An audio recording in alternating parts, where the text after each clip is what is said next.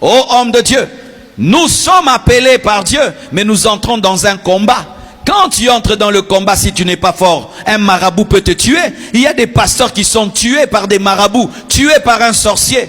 Dans notre pays, un jour, un pasteur est allé faire une croisade. Il fait la croisade et puis un féticheur vient dire, tu es un aventurier. Oh, et il continue à prêcher. Le féticheur fait seulement ça. Le pasteur tombe, boum. Et le féticheur monte sur l'estrade. Et il commence à parler. C'est un aventurier, tout. Maintenant, c'est devenu la croisade du féticheur. Oui, devant les gens. Et il a commencé à parler du diable et tout. Et le pasteur était là, endormi. Il ne s'est réveillé pas. Et puis on lui a dit, pardon, réveille le pasteur, pardon. Il a eu pitié du pasteur. Vous savez ce qu'il a fait? Il a fait boire de l'alcool. Et puis il a donné un coup au dos. Le pasteur s'est réveillé. Quelle honte, quelle honte. Frère, tu dois avoir la puissance. Tu dois avoir la puissance.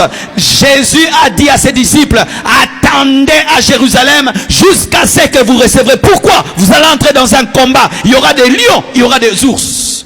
Servir Dieu, ce n'est pas de la blague, c'est un combat.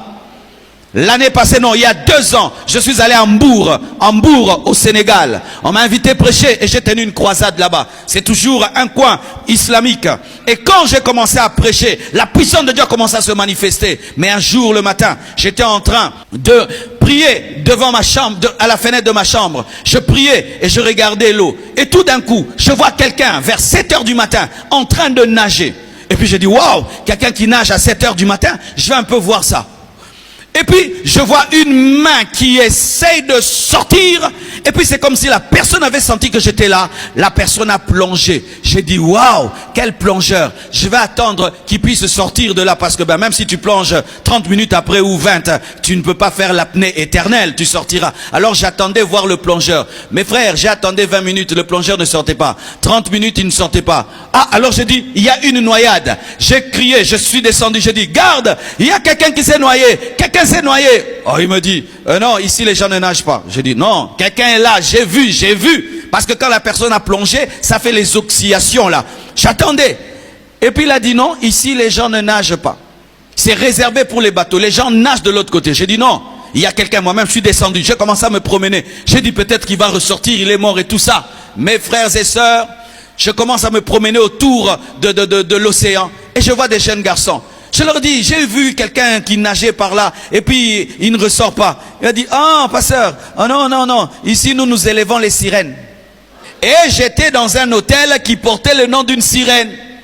Donc la sirène est venue vers moi, mais quand elle a senti la puissance, elle a plongé, elle est partie. Tu vivras des attaques démoniaques, pasteur. Tu vivras des attaques sataniques. Tu vivras des combats spirituels. Et tu dois avoir la puissance supérieure. Sinon, tu vas prêcher un Dieu théorique et les sorciers vont te manger. Si tu ne veux pas que les mouches puissent demeurer sur un beignet, il faut chauffer le beignet. Mais si le beignet est froid, les mouches vont se poser. Le diable s'appelle Belzéboul, le prince des mouches. Les mouches ont peur du feu. Les mouches ont peur du feu. Les mouches ont peur du feu. Tu dois être en feu. Et pour être en feu, tu dois être un homme de prière, un homme de jeûne, un homme connecté au Saint-Esprit.